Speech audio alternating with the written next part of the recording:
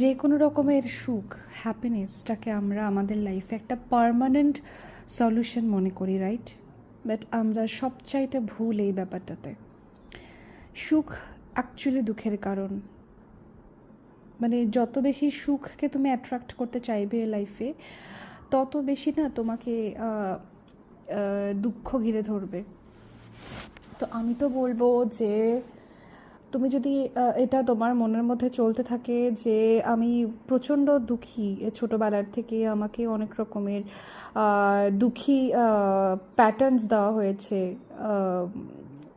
সবসময় একটা উৎকণ্ঠা, অ্যাংজাইটি, এগুলো ওকে আমার আমার জীবনের সঙ্গী করে দেওয়া হয়েছে, তাহলে আমি বলবো যে তুমি একটা ব্লেসড পারসন।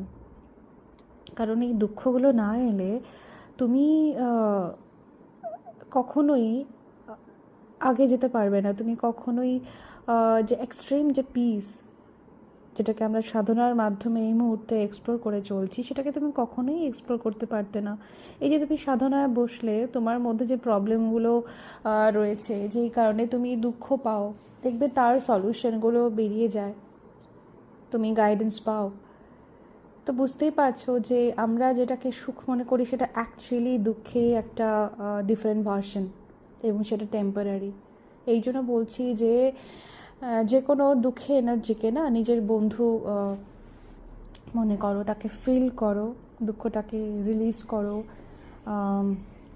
পারলে চিৎকার করো ঘরে একা একা, জোরে জোরে কাঁদো, ঠিক আছে? রাগ করো, রাগটাকে পুষে রেখো না, দেখবে ওটা অটোমেটিক বেরিয়ে যাবে।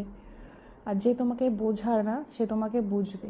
সে তোমার বন্ধু হোক, সে তোমার পরমাত্মীয় হোক, সে তোমার প্যারেন্টস হোক, যদি সে বোঝার থাকে সে তাহলে বুঝবে। সব থেকে বড় কথা, তুমি নিজেকে বুঝবে। সেখানে কারোর বোঝা না বোঝার এরকম কোনো ভ্যালিডেশনের দরকার নেই, তুমি নিজেকে বুঝবে। তো যে যত বেশি দুঃখ পায় না, সে তত বেশি ব্লেসড। আমি মনে করি যে আমি ব্লেসড, যে স্টিল আমি অনেক কারণে এখনও দুঃখ পেয়ে চলছি, না হলে আমি নিজেকে কখনো শুধরাতে পারতাম না।